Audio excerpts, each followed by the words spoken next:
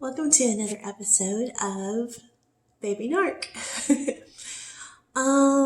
So I wanted to tell you about future faking. So if you don't know a whole lot about narcissists, they do this weird thing called future faking. I mean, you can guess what it is. So they make plans, whether they be grandiose plans or just little tiny things like, hey, let's go smoke a cigarette in the backyard. Whatever it is, it's more manipulation. So the way they hook you and keep you on the hook is by always talking about the future. That's the thing about narcissists. They live in the future and they live in the past, but they don't live in the present. It's like a really weird thing. I mean, I know we all live in the past because, we're humans and we can't get over shit. And of course, thinking about the future, of course you should plan for the future. I mean, that'd be stupid not to, but it's another weird thing with them. The only thing I can guess, and this little journey that I'm on with this fucking narcissistic monster, it's it's on the job training because I'm having to, I'm earning a doctorate in psychology just being around this man. And as things progress, I just have to learn on the fly and realize all of his tactics. And that's a sad thing. It's like he's not even a real person. He is just a tactical soldier and in some sort of war against me. And it's so sad because out of all of the people in his life who have hurt him, although you know what? He lies so much and his idea of things is so skewed that maybe people really haven't hurt him in the way that he thinks they have or says that they have. Who knows? And that part I'll probably never know. I mean, I would have to interview every person in his life to get the real story. But nevertheless, he can't seem to live in the present because the present is scary and painful and real, and he's constantly trying to escape from the reality of the present. And another thing I think is I'm just betting that narcissists are almost always some sort of an addict. And not just, I know you can have an addiction to anything. You can have an addiction to food, guilty, or gambling, or working too much, or just anything. I mean, obviously I have an addiction to this man. But I'm talking about chemical addictions because even if you're, eating or shopping or something, I mean, I know that does play a part on your endorphins and dopamine in your brain and, those pleasure receptors in your mind that kind of take you out of reality for a little bit so that you can experience pleasure.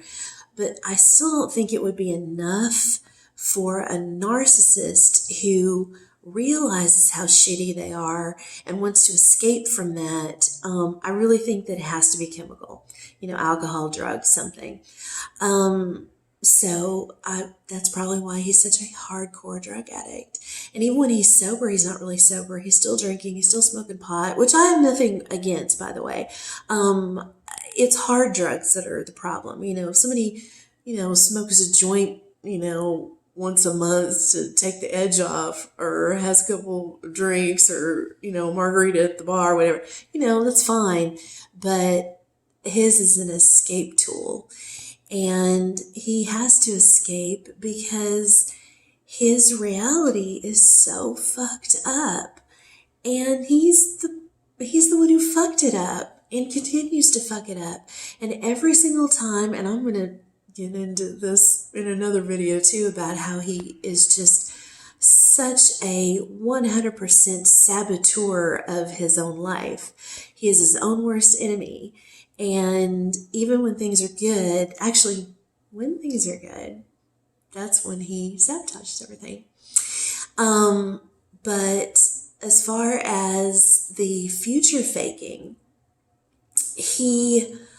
and I used to think that it was just a manipulation tool to me to keep me on the hook so that whenever I start to see his mask coming off, and I'm going to talk about masks too, whenever I see his little mask slip and see the real Brian, that's when he panics. And then he starts the future faking, the love bombing and the future faking, because he realizes at that point, ooh, she's starting to see who I am. Ha! Surprise! I already know who you are, asshole. But nevertheless, he doesn't know that I know. Whatever. So he future fakes me.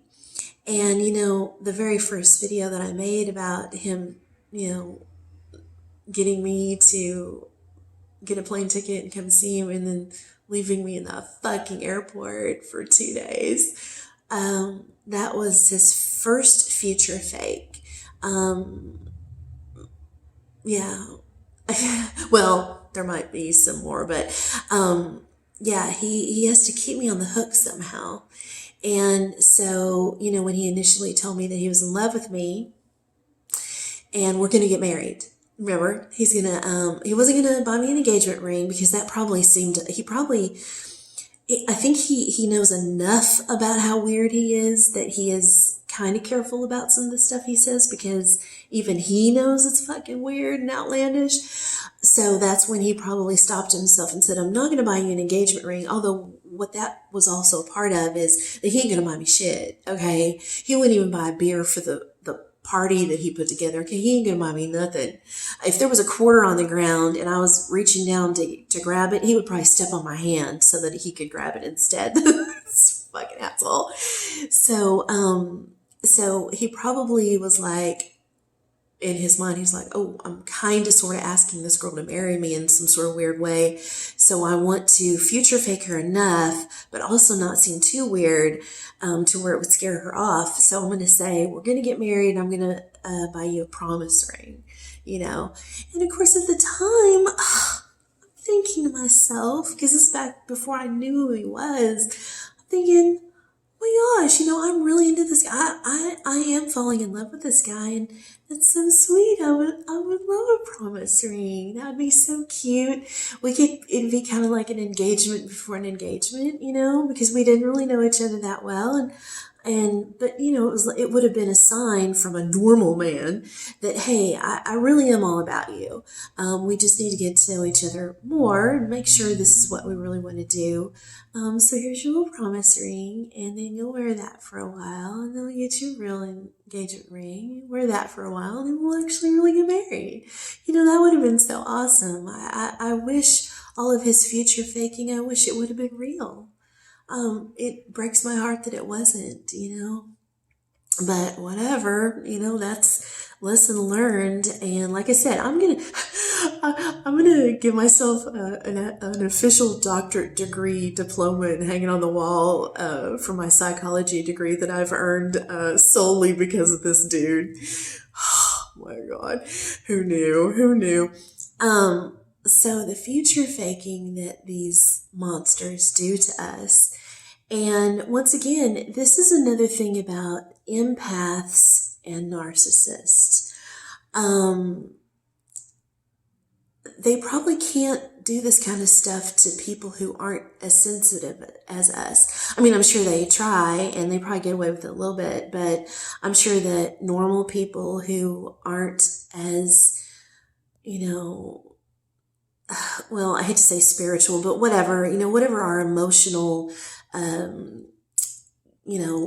level is, that is probably a little bit higher than some other people, because everybody, is different. I think I think that we are just so loving and so trusting, which is weird because we're the ones who always get fucked over. But maybe that's the difference between a normal person and an empath, is that we empaths, we can continue to be hurt, and instead of being bitter and judgmental and untrusting, we just continue to be loving and trusting and then get hurt by somebody else. But you know what, though? I tell you what, I make no apologies. I would not trade my empathetic abilities and my ability to stay relatively non-bitter for what's happened to me. I wouldn't trade that for a thing. I wouldn't. I don't want to walk around this earth harboring negative feelings and always kind of, looking at people going, what the fuck do you want out of me? I don't want to be like that. That's so gross to me. Ugh, it's disgusting. I don't want to look at other people that way, because you know what? What if Brian destroys my trust to the point where I do end up like that, and then boom, the right guy comes along and I either mistreat him, or I run him off, or I just never even give him a chance at all. And can you imagine? I mean, that would be, out of all the things Brian has done to me and will continue to me until I finally put the hammer down on this, and I'm getting close, don't worry. That would be the worst thing he could ever do to me. I mean, he could murder me and it wouldn't be as bad as destroying my trust in people. And this amazing man that I'm supposed to be with comes along and I don't have that relationship with him because Brian would have destroyed my sense of self and my sense of trust in people. And then he's ruined our relationship. Can you imagine if he ruins, talk about future faking. So what if he ruins my future wonderful, amazing, loving, normal, healthy relationship with the right guy? So I'm not going to do that. And I hope that you don't either. I hope that whatever narcissist you have in your life or have had in your life, never takes that from you. They'll take everything else. They'll take whatever they can get their hands on.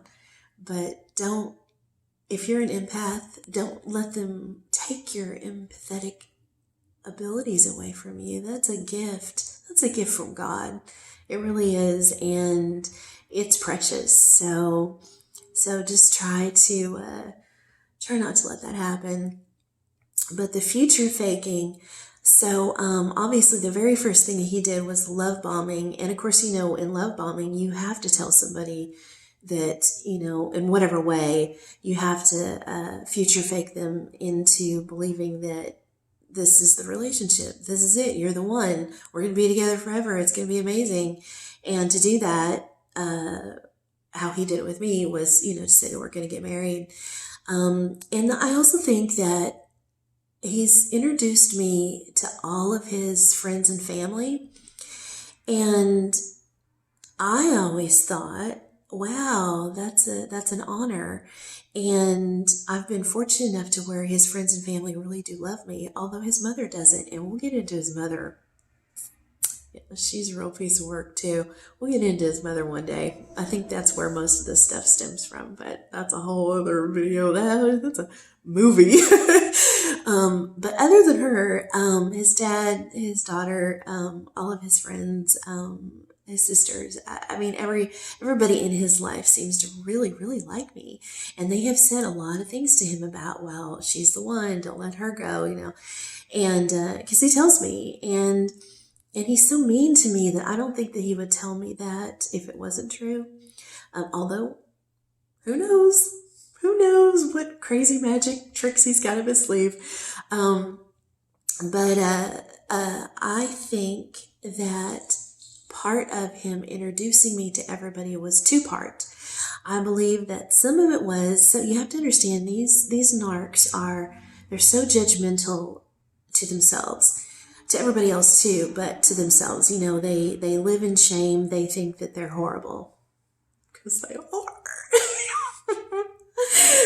Newsflash. So I think that, he gets this great girl, and he hadn't had a girlfriend in years because he runs everybody off, and he's so in love with Shelly and Samantha that from the past, those two pieces of absolute trash. So, he hasn't had a woman in his life for a very long time. So he probably didn't want to look gay.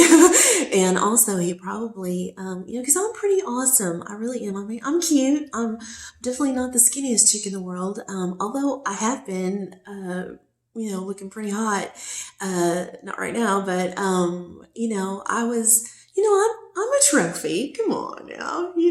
You are too. We are. We're trophies. And I think he took me around out of pride, but it was a fucked up, unhealthy pride. It wasn't just a regular guy being like, oh, wow, I'm proud of my girlfriend and I want y'all to meet her. I think it was, because everything he does is so twisted. So I think some of it was, hey, look at me with my new girlfriend. Also, it was probably like, hey, look, everybody, she loves me. Not, hey, look, everybody, I love her, but look at everybody, this chick is really into me. Aren't I great? I'm so great that I pulled this chick, And then also, I think the second part of introducing me, because, he started introducing me right away. And even when I wasn't living here, he would get me on the phone with his friends and stuff. So, and he would, show them my pictures and videos and stuff. And I talked to his friends on the phone. Even I talked to his friends on the phone before I'd ever even come here for that first visit. So and at the time, because remember, I always tell you about feelings, I felt, that's kind of weird. That's kind of, I haven't even seen you in person and I'm on the phone talking to your friends. I don't know. It was just weird. Anyway, I was right. It was weird. So the second parter, we'll get to that. The second part of him introducing me to everyone was, because he gets so crazy about everything. And I think the other part was part of the future faking, because he's probably thinking in his head, okay, this chick, if I introduce her to everybody as my girlfriend, that's going to solidify in her mind that she's mine, and then she won't go anywhere, and it worked. All his tricks work on me. They do. When you tell me that you're going to marry you, I'm going to think we're going to get married. When you tell everybody that I'm your girlfriend, then I'm thinking, well, okay, so you really are into me. Like, you're telling everybody that we're together, and then of course, his core group of friends, if they all know that he and I are together, then that's going to make me think that, okay, well, then he's not going to try to cheat on me or get another girlfriend, because he's already told everybody that we're together. But because he's such a fucking maniacal, crazy, evil bastard, that that was part of the future faking. And then he's done other future faking too. Just, oh God, there's so many things. He future fakes me just on a regular daily basis, because he's constantly standing me up for our dates. He says he's coming over and doesn't. He tells me to come over and he's not there. And he tells me he's going to call me. And then his famous thing that he loves to do, oh God, he loves to do this, man. He gets off on this. He gets off on it. Is I'll call him and he'll answer. And he'll say, hey, let me call you right back. Hey, let me call you in 5 minutes. Oh, he likes to put a time limit on it, because he knows that I sit there and wait. Now, if he just says, because, he is starting to know that I'm starting to know him. So he used to just say, hey, let me call you right back. But now he's starting to realize, because when he would call me back, either hours or days later, that I wouldn't answer. So he didn't like that. So he got to the point, his new trick was, hey, I'll call you back in 20 minutes or an hour or something, because he knows that I'm such a little sweetheart that I'll sit there and wait for his call. And the minute he calls, I'll make sure I have my phone with me. that I'll answer. And then, of course, the 20 minutes or hour or whatever go by, he doesn't call, and then he'll either call me hours later to manipulate me, or he'll even call me days later. And it's just a manipulation. Sorry. So that's the future of baking. It's crazy and weird. So if you're experiencing that, you better get out. All right. Have a great day.